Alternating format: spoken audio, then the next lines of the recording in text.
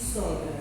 Ele serve de santuário que é porta e sombra daquele que está nos céus, já que Moisés foi avisado quando estava para construir o tabernáculo. Tenha cuidado de fazer tudo segundo o modelo de que lhe foi mostrado no monte. Era cópia e sombra do que já tinha sido mostrado para Moisés. Então Cristo estava num que é verdadeiro. Cristo exerce no tabernáculo que é o verdadeiro. O que Moisés estava servindo era só uma cópia do que realmente estava por vir, que era os textos futuros. Santiago, eu vi.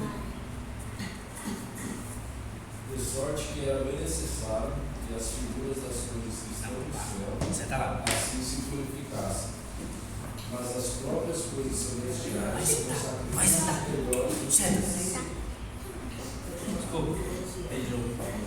De sorte que era bem necessário que as figuras das coisas que estão no céu assim se purificassem.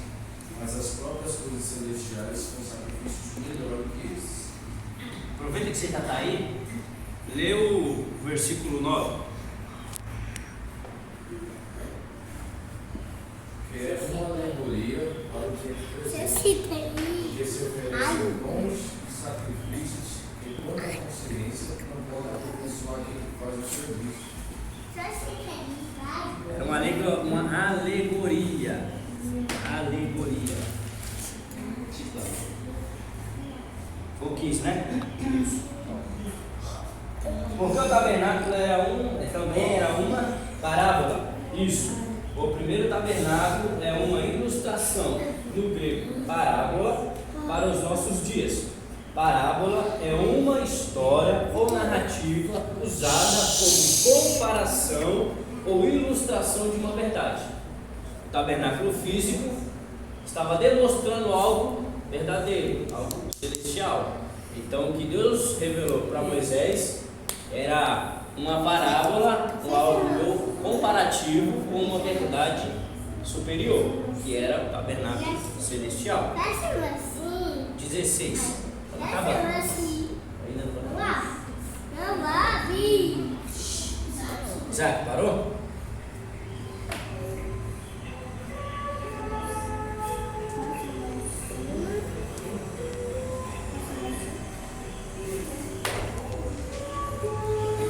Chefe, abre para mim Atos. Atos capítulo 7, versículo 44. Atos 7, 44. Isso.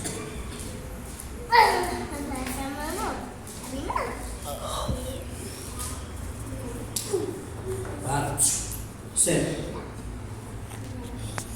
O tabernáculo do testemunho estava entre nossos pais no deserto, como ordenará aquele que disse a Moisés, que fizera segundo o modelo que tinha visto.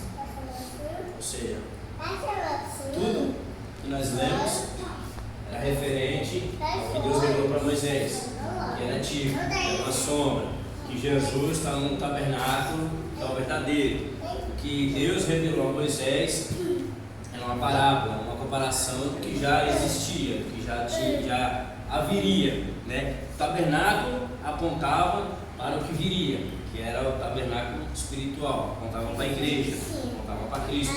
Todos os acontecimentos acerca do tabernáculo se cumprem em Cristo. Então, tudo que aconteceu lá dentro do tabernáculo, a gente vai estudar sobre a Arca da Aliança, sobre a pia de bronze, o altar do holocausto. Você vai ver que todos os detalhes dentro do tabernáculo se cumprem em Cristo. Cristo cumpre todas as coisas do tabernáculo. E as coisas do tabernáculo apontavam justamente para Cristo. Então vamos lá. Vou ler um pouquinho aqui para nós encerrar. Ó, 17. Filho, por favor. O 17.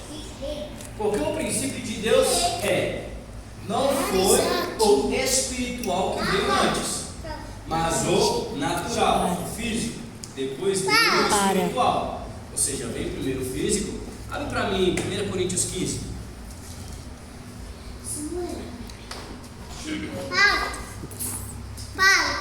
Para.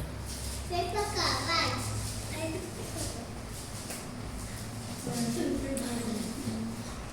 Já fiquei.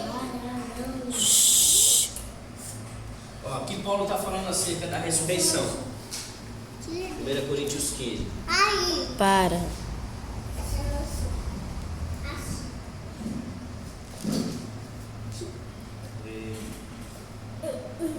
Ó, 1 Coríntios 15, versículo 35.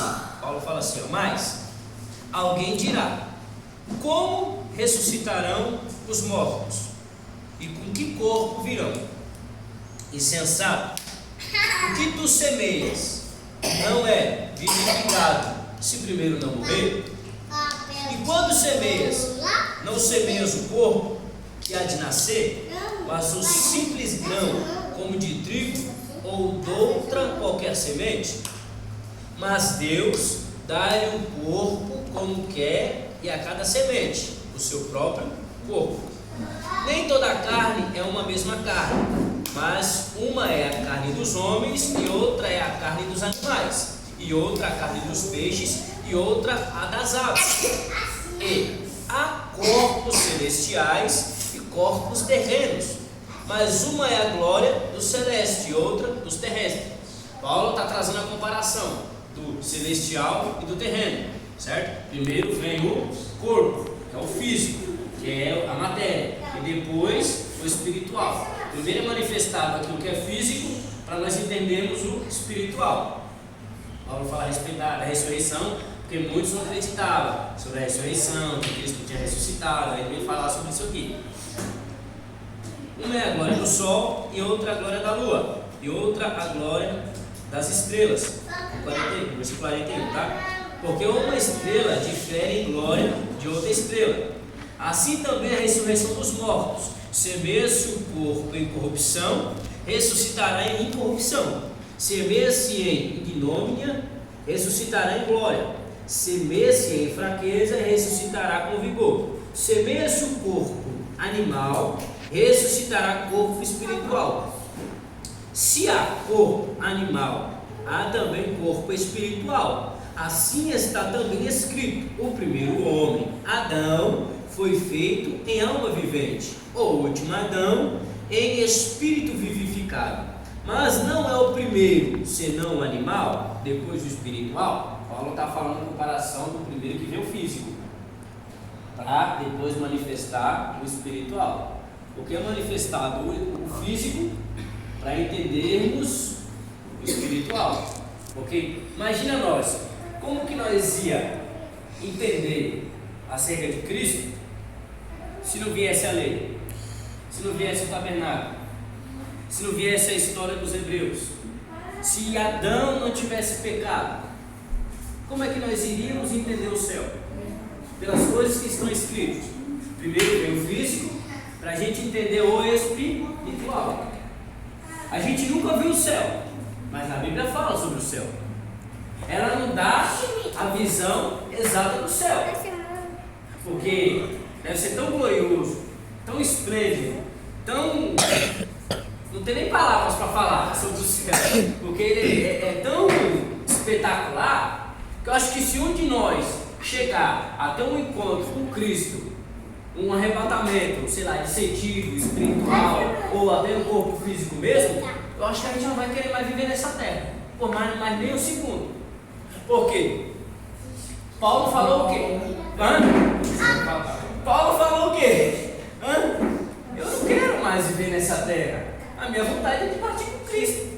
Lá em João, lá na epístola de João, ele fala assim, ó: agora nós não sabemos como Cristo é, mas naquele grande dia nós o veremos realmente como Ele é. Então nós não temos, sabe, a manifestação exata de Cristo, a manifestação concreta, física, palpável. Não, a gente sente Ele, sabemos que Ele está no nosso meio, sabemos que Ele se manifesta entre nós, porque nós sentimos a Sua presença, sabemos que Ele trabalha a nosso favor, mas nós não conseguimos contemplar a Sua glória física, porque é o que Deus fala para Moisés: Moisés, como que você vai viver, Moisés? Homem nenhum me viu, e se me ver tem que morrer. Por que tem que morrer? Porque a carne não aguenta. Quando Daniel teve um encontro com o anjo, o que aconteceu com Daniel? Ele prostrou como se estivesse morto, porque a carne dele ficou fraca. Porque um anjo, ele é tão glorioso que a presença do anjo fez com que a carne de Daniel ficasse sem força. Porque é uma glória tão grande. Imagine se nós tivermos um encontro de fato assim, o céu se abre que nem Estevão foi apedrejado, e mesmo sendo apedrejado ele viu o céu aberto com a glória de Deus. Imagina, é algo fantástico você saber que você vai morrer, mas que Jesus já está com o céu aberto esperando. Então são experiências que nós só vamos adquirir quando nós conhecer de fato a profundidade, a largura, o comprimento do amor de Cristo. Glória a Deus. Até que o caráter de Cristo seja formado em nós. Que nós pudéssemos sentir como Ele, amar como Ele, ter o mesmo sentimento que Ele, andar como Ele andou. Então tudo isso que foi manifesto na lei, eu estou falando, mas eu estou sentindo a presença de Deus. É como que a lei mostrasse o caminho até Cristo. Mas o homem não conseguiu chegar até lá. Aí o que Cristo fez? Eu vou lá, eu vou me manifestar e eles vão conseguir chegar. Aí ele envia o seu filho. Não bastasse o seu filho morrer na cruz, envia o Espírito Santo, porque sabe que sem alguém para nos ajudar nós não vamos conseguir. Então a Bíblia fala que nós não sabemos orar, o Espírito Santo ele intercede por nós, com gemidos inexprimíveis. O Espírito Santo intercedendo, ele vai nos guiando, vai nos ensinando e vai nos mostrando a lei de Deus, que seria a própria lei de Moisés. Quem conhece a sabedoria de Deus? Quem foi o seu conselheiro? Alguém conhece as profundidades de Deus? Não. Quem é que conhece? O Espírito de Deus. Alguém conhece as coisas do homem no seu espírito dele? O oculto, aquilo que está escondido, não só o homem, o espírito do homem que sabe? É a mesma coisa a Deus. O Espírito Santo nos guia para que nós pudéssemos chegar à perfeição de Deus, para que nós estivéssemos alinhados com a palavra de Deus e compreendesse de fato o que Deus, o que Cristo quer de nós. Aleluia. É aquilo que aconteceu lá, quando Paulo repreende os judeus. Eles tinham a lei, mas não compreendiam o princípio dessa lei. Nós temos a lei, tem o Espírito, o reino de Deus está dentro de nós. O que nós temos que deixar é que esse Espírito nos guie até o céu. Glória a Deus. Então nós temos tudo isso, a base de tudo está aqui. Agora ela está aqui dentro do nosso coração. E Ele nos guia até nós chegar aonde Deus quer que a gente chegue. Porque a vontade de Deus é que nós tenhamos experiência, mas não uma experiência, não, Deus manifestou a sua presença na igreja, Deus salvou alguém, isso é fantástico, isso aí não tem preço que pague. Mas Deus quer muito mais além do que isso. Deus ele quer se revelar a nós. Glória a Deus quer que nós tenhamos experiências com Ele, ao ponto de que quando nós estivermos orando no nosso quarto, a glória de Deus invadir o nosso quarto, a presença de Deus se manifestar, a nossa carne pegar fogo, a gente sentir Deus ali pertinho, nós contemplar o céu aberto e ver a glória de Deus, e falar, Deus está aqui. Grande Deus. Diferente de um culto onde está todo mundo reunido e nós está sentindo Deus, nós está aqui adorando a Deus. Outra coisa é você estar no seu particular e você ter uma experiência com Deus e falar, Deus, eu não tinha sentido. Glória a Deus. Aleluia. São coisas que Deus quer de nós, Ele quer se revelar para nós, Ele quer se mostrar. Porque se Deus não falasse sobre o céu, nós não compreenderia esse céu, não compreenderia as coisas espirituais. Mas se Deus falou sobre o céu, é porque Ele quer que nós tenhamos uma experiência com esse céu, uma experiência com esta glória, com essa presença. Lá, os heróis da fé, os homens se entregavam até o ponto dos seus rostos brilharem. Você sabe o que alguém está ministrando a palavra de Deus e você vê como se o sol estivesse no rosto dele? Meu Deus. É como se você passasse do lado de alguém, a presença de Deus que está em você contagiasse outra pessoa. Eu lendo o livro, eu vi uma experiência que uma pessoa teve. O homem era tão dedicado à oração, tinha experiência com Deus e era um homem tão calmo. calmo, tão sereno, sabe? Um homem bem tranquilo de espírito. E onde ele passava, as pessoas sentiam a presença de Deus na vida dele, choravam, não sabiam por que, mas choravam. E as pessoas sentiam Deus na vida da pessoa. E é como Pedro, que aonde ele passava, a sua sombra curava. Meu Deus. E Deus quer que nós tenhamos experiências assim. E Deus falou que vai dar dons, que a gente vai curar, que a gente vai fazer coisas sobrenaturais. Aleluia. Mas nós temos algo que milita contra nós todos os dias, que é o pecado, que é o erro, que é as vontades da nossa carne. E é tão difícil a gente matar isso, é tão difícil a gente lidar com isso. Mas o Espírito Santo vai fazer a gente chegar lá. Em nome de Jesus. Vamos lá, ó. Vou dar continuidade para a gente finalizar isso aqui. Já está acabando. No Antigo Testamento, olha que tremendo isso aqui. No Antigo Testamento, grave isso aí que eu vou falar.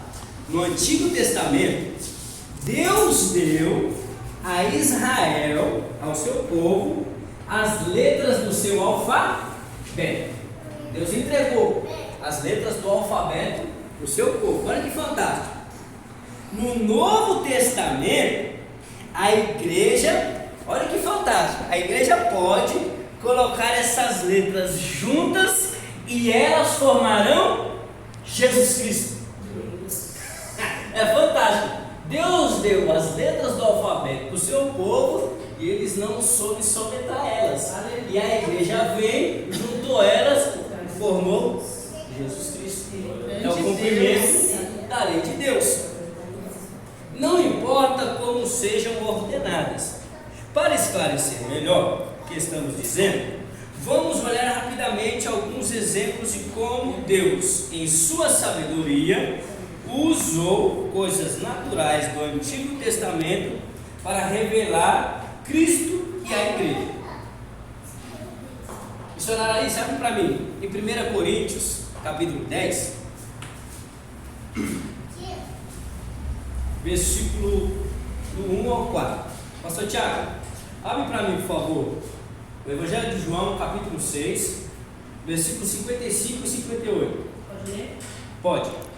1 Coríntios 10, do 1 ao 4. Do 1 ao 4. 1 Coríntios 10, do 1 ao 4. Porque não quero, irmãos, que vocês ignorem o fato de que todos os nossos antepassados estiveram sobre a nuvem, e todos passaram pelo mar. Em Moisés, todos eles foram batizados da nuvem e do mar. Todos comeram do mesmo alimento espiritual e beberam da mesma bebida espiritual, pois bebiam da rocha espiritual que os acompanhava, e essa rocha era Cristo. A rocha ferida, da qual Israel bebeu, apontava para quem? Cristo. Oi, João? Você? Não, isso foi. Ah, o Tiago. João 6, versículos 55 a 58. Porque a minha carne verdadeiramente é comida, e o meu sangue verdadeiramente é bebido. Quem come a minha carne e bebe o meu sangue, permanece em mim e eu nele. Assim como o Pai, que vive, me enviou e eu vivo pelo Pai. Assim quem de mim se alimenta, também viverá por mim. Este é o pão que desceu do céu. Não é o caso dos nossos pais, que comeram o maná e morreram. O maná que veio do céu apontava para Isso. o cordeiro sacrificial da Páscoa, tipificava o cordeiro de Deus que tira o pecado do mundo. Abre para mim, pastor. João capítulo 1, versículo 29. Missionária Paloma, abre para mim, por gentileza, em Hebreus 4, versículo 14. João capítulo 1, versículo 29.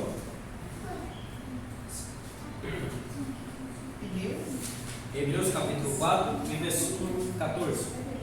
João 29. Isso. No dia seguinte, João viu Jesus que vinha em sua direção e disse: Eis o Cordeiro de Deus que tira o pecado do mundo. Por quê que o cordeiro sacrificial da Páscoa tipificava Cristo? Porque eles pegaram o cordeiro, matavam, pegavam o sangue, faziam o que? Passava nada? Para que a morte não entrasse. Jesus, quando passa o seu sangue na nossa vida, Meu Deus. a morte passa por? Então tipificava Cristo. É o tipo de Cristo. Então acontecimento, cada detalhe do Antigo Testamento se cumpriu em Cristo. Então o novo é o cumprimento do velho. Glória a Deus. Então, tem que ler o velho, tem que saber o que está escrito no velho. Esmiuça, come, porque vai ter coisas que Deus vai te revelar no novo, que você fala, passei por isso aqui um monte de vezes e nunca vi isso aqui. Então são coisas que Deus ele revela. É que nem quando Jesus fala assim, Pai, graças te dou, porque revelaste, te ocultaste essas coisas aos grandes e entendidos, e revelaste as coisas aos pequenininhos. Porque os pequenininhos e os humildes alcançam o reino de Deus, alcançam coisas